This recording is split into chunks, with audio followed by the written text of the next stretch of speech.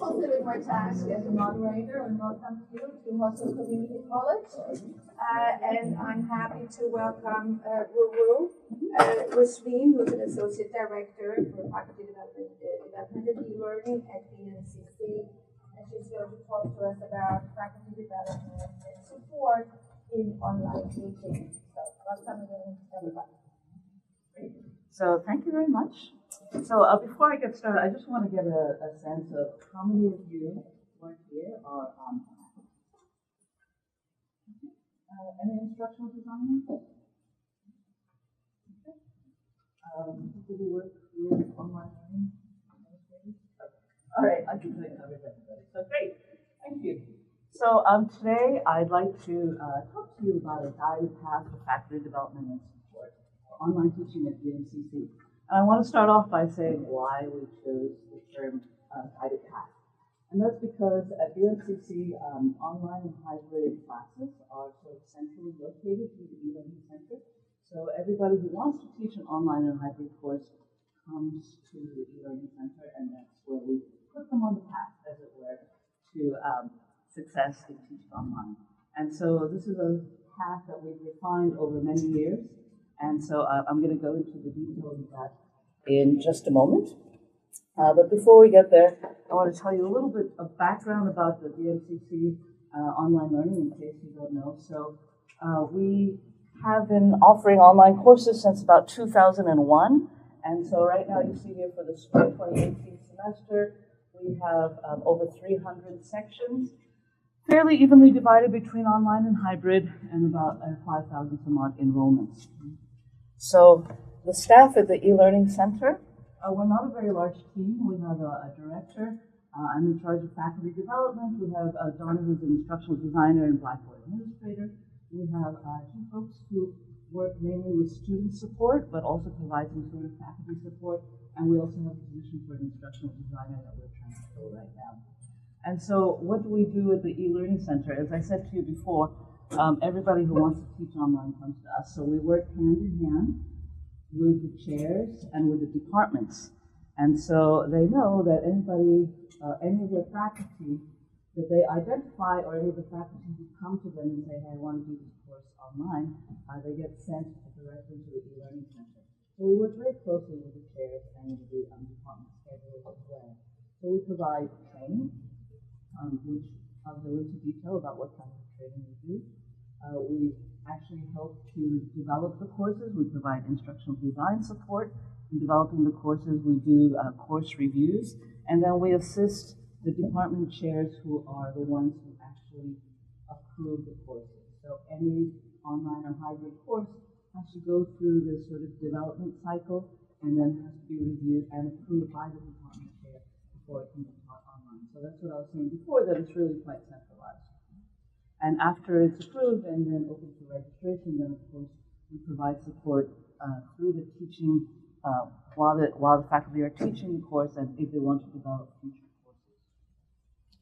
All right, so as I promised you before, this is our guided path. So what we've come to now is sort of a 4-stage path. And what we have are an intro to teaching online. And this is sort of a general introduction for anybody who's interested. And it's self-paced, so anybody can take it. It's on Blackboard. If you do it straight through, it's about maybe an hour and a half or an hour and a quarter worth of work. So anybody who's interested in online can say, well, let me see if this is for me, if I want to commit myself to this, etc. And then we have a course development stage where we learn about what it is to teach online, and then the courses are developed. And that is usually either 8 or 10 weeks, depending on which part of the year it is. Something that we have now is the stage 3 or phase 3. It is what we call support during the first semester of teaching. Right? So the faculty were saying that, you really helped me a lot to develop these courses, but I felt a little lost when I was teaching for the first time.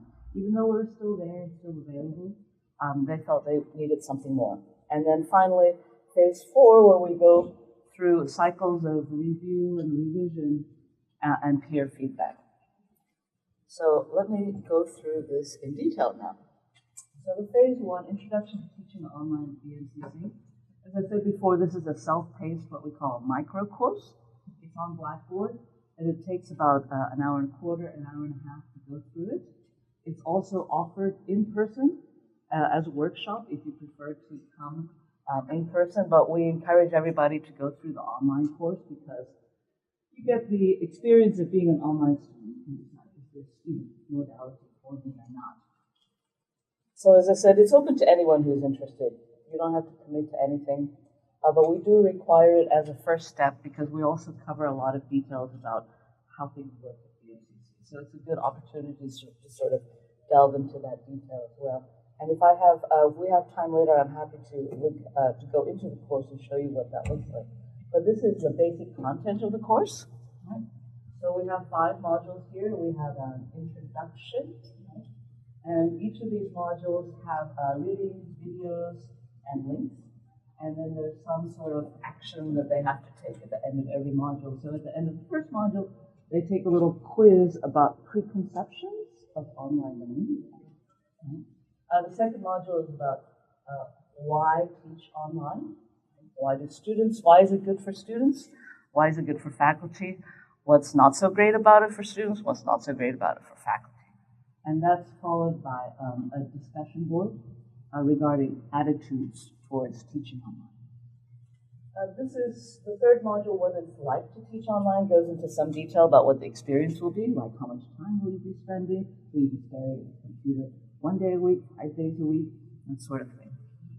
And then that's followed by a little readiness survey. Say, are you ready to teach online? And you get the results of the survey, and then we ask people to do a blog post. This is what I was mentioning before. This is sort of the nitty-gritty of, the procedures at the MCC. And once they see all the procedures, they may get a headache and say, I don't want to do this.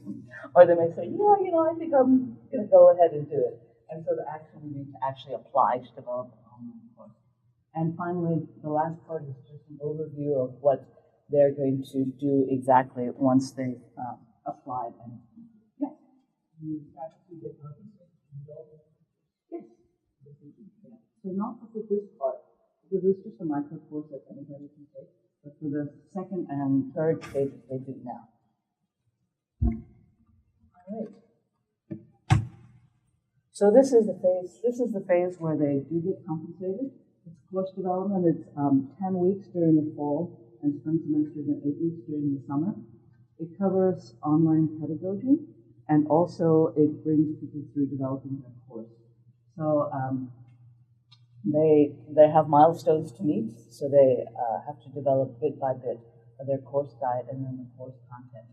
So this is a hybrid course on Blackboard, and there are synchronous meetings, so you don't have to actually be there in person, although most people are there in person for the synchronous meetings, but we do have people attend remotely with Zoom.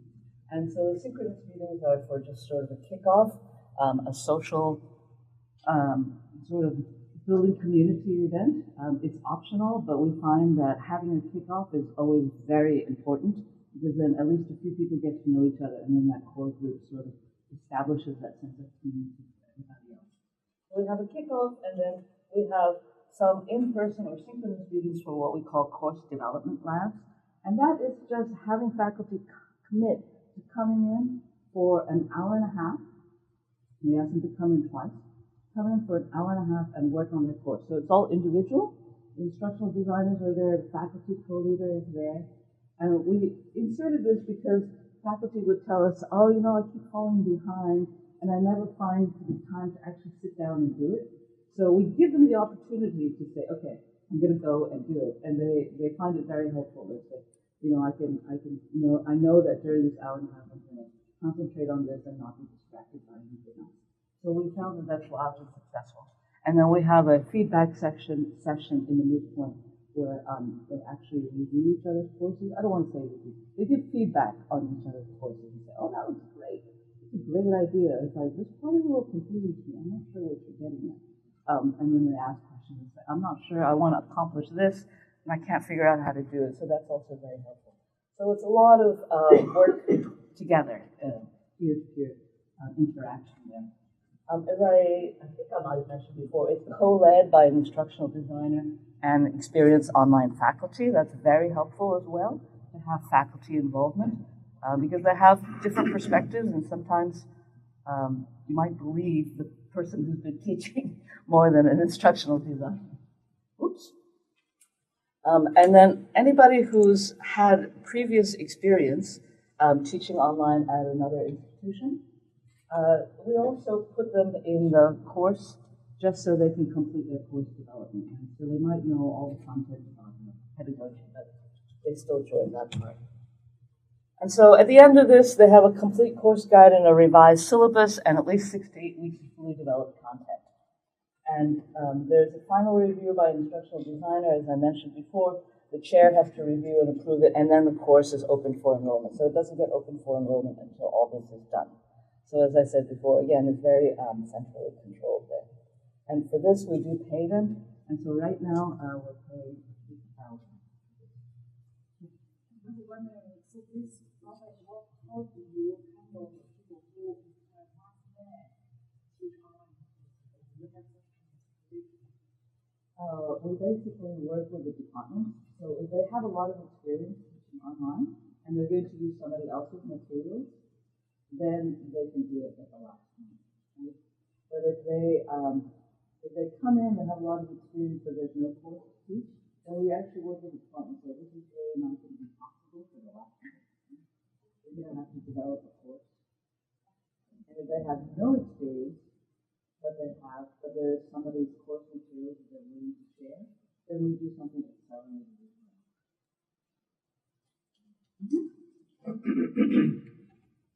So phase three is something that we've just started for 3 semesters now, and this is basically giving support to faculty for the first semester that they're teaching online. So again, it's a cohort model, so they're working together, they have each other's support, and it's optional for anyone who's teaching their very first semester online, whether it's online or hybrid. And this is also compensated. And we only do this in the fall and the spring, and it's also co-led by an instructional designer and experienced faculty. So this is a hybrid course on Blackboard. We have very short content modules. Most of the work is on the discussion board. There's a lot of Q&As.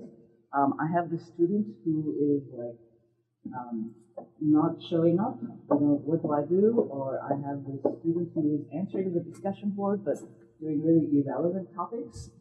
How can I handle this? So those sorts of questions. And we also have them maintain a journal or a log where they're thinking about what's working, what's not working, what they're going to change for next time. There are also still synchronous meetings to strengthen the community of practice among the faculty. So we have meetings just for that cohort, but we also ask them to attend some meetings, and they have a choice, to attend some meetings that we have with other e-learning faculty. So it could be like brown bags that we have or other faculty development events that are focused on online learning. And so this is, these are some of the modules that we have. So you'll see that we, try to prepare them before they start. We give them tips on how to establish the classroom, how to get started, how to get everyone settled in after the first few weeks. We do a check-in to see, what kinds of burning issues do you have. We talk about what is attendance and how do we handle attendance and people who are coming and not coming. And then in the middle of the semester, we talk about mid-semester feedback. So using an instrument to get feedback from your students so you can know what's working and what's not working for them, and then what kind of changes you can or cannot make at that point.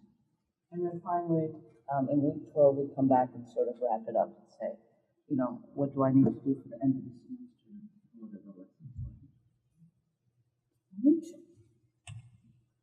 All right, so this is phase 4, and this is the part that we're still really working on. This is sort of the revision, the review and revision cycle. It's a work in progress, but everyone, the faculty, the department chairs, e-learning, they all expressed a need for some sort of more increased support for this part of the cycle. There's a faculty task force right now that is drafting some recommendations. Some things are already in place. So the first semester of teaching support that I mentioned before, we have monthly brown bags on e-learning topics, which are fairly well attended for a brown bag. Right? So we have anywhere between 5 to 15 people So that's a very informal and very informal and very varied, because we ask a faculty to sort of lead it, and so they choose a topic that is of interest to them. And we've also done a course expo. This is something we just did recently. We did it as part of Open Teaching Week. So we had courses that were open to visits, some face-to-face courses, some online courses. It was only open to other faculty. Right? And as part of the Open Teaching Week, we did a hybrid and online course expo. So we had 5 or 6 instructors who were in a small room showing the courses to anyone who wanted to come in and see. And it turned out to be other online instructors, so they really learned a lot from each other. Not so many new people, but people who wanted to see each other's courses, which is a great way of sort of sharing knowledge. And I wanted to bring up some preliminary notes that the task force has been talking about. So they're still doing their draft, but so one thing that the task force is saying is that it's very important that these initiatives be faculty-led, because in the experience at DMCC and in the research of what happens at other institutions, in the administration, it comes from the administration to say, your courses, your retention rate is low, or we're getting a lot of student complaints, you need to fix your course. To sort of impose that sort of revision breeds a lot of resentment and is not very effective. So whatever we're doing, it should be faculty-led. They feel that it's important to have peer review, and so we're trying to put something together where they can do a review, and then in response to that review, they would be doing some sort of revision. And I'll just jump a little bit here. That this we hope to also incentivize with some sort of stipend, because it does take a lot of work, right, to review your course, to refresh your course. We're talking about a best practices checklist that can be more widely shared, and 2 kinds of checklists. One that can be used just semester to semester to say, checking, have I been doing this, have I been doing that before I start my next semester. And also sort of best practices, a more detailed one for people who want to review and revise their course. We talked about opportunities to learn new technologies, because things are always changing. And if you look at a course that was built like maybe 5 or 10 years ago, it just doesn't look attractive anymore. It's not in line with what people are seeing on the web, and students are sort of like, this is an old interface, and they sort of lose interest. So refreshing the current look and refreshing for current technologies that may be more useful for what you want to achieve in terms of your teaching. And increased production support. So this is always an issue. Right? When faculty build their courses, it's a lot of work. So we're trying to find ways, and we're trying to find ways to increase the production support, especially for media. For doing videos or doing animations or recording yourself, whether it's audio or video. There's interest in that, but it's really hard for an individual faculty to sort of go off and say, I'm going to do this. You have to develop expertise, and you want to get the proper equipment, etc. So there was a demand for that. And also, in terms of students, better ways of getting feedback from students, right? Whether it be through analytics or something else. To find methodologies, to find methods to get the student feedback so you can react and change your class and improve your class. And finally, more student retention and outreach. So we've started using Starfish. It's still a little rough. The messages that are being sent out to students are not quite refined yet, but something like that we're very interested in, so that we can kind of keep the students more engaged, so we don't lose them. All right, so those are some of the ideas that we have. So looking ahead, we're pretty happy right now with these 4 stages. And as I said, these are sort of the things that we're going to be concentrating on. So we're going to build some sort of peer review system and revision, more events to establish community practice, the best practices checklist that I mentioned before, and some sort of showcase for exemplary courses, technology training and knowledge sharing. And so one of the faculty were discussing this idea that actually I had raised some years ago when I was talking with Helen and John Hay. Like, you know, we see all these different technologies like VoiceThread or PlayPosit or whatever, and we don't always know who else is using it and what little quirks there are. So we're thinking of building something, and one of the faculty from the media arts have volunteered to try to help build something where you could go and look up and say, okay, what does this technology do? How do I use it? Right? So faculty say, this is how I use it. This is the quirks that I found. Right? VoiceThread works great with this, but you know, assignments, sometimes students forget to click this hit button and then you'll never see it. So those little things, right? Just like when you go, the model that we were thinking of is like when you go to Amazon. So you go to Amazon and check out the reviews, right? And you want to see, well, how is this actually used and what have people found in their real life experience? So some sort of tool to do that. A little pie in the sky, but I think it's something that we could be working on. And then production support.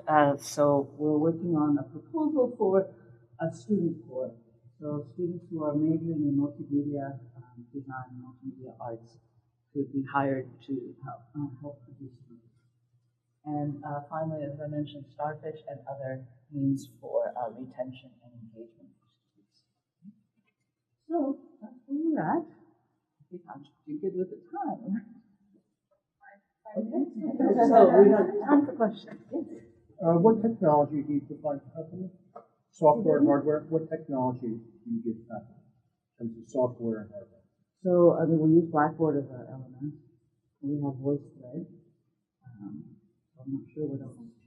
Well, I mean, you give faculty computers, and if you give them computers, you give them things like Camtasia, SoftChalk, which is you do, various recording software, so you can record the voice. So we don't give it as a blanket. So people who come in, we don't really give them any equipment, but we offer these sorts of things in our lab. So we have a lab, which we use for training and also for course development tools. So we have SoftChalk on that one, and we have recording equipment. But to tell you the truth, we're actually going to change things around. So we want to build 2 small multimedia labs instead of one big one, so that it's a little bit better focused. But we don't actually give any of this equipment out. People actually use it. But you know, we have like Screencast-O-Matic, that people do. We have sort of a license that you just go to a website, and if you start from that website, then you can have the code license. So that is something that we do offer. Yes. I'm very fascinated by your faculty community of practice. Your PNCC. Yes. My local school district has a professional learning community, and it's horizontal and beautiful. So in the elementary schools, they share information, just like this, for assessment, technology, and so forth. But then also, there's actually planning with the others, like the middle school and high school and so forth. They have these meetings, professional learning community meetings, where they actually share these ideas vertically. And I know the community is huge, and I just wondered if there's any kind of initiatives like that, and if you think there would be a benefit to it, or would it be chaos?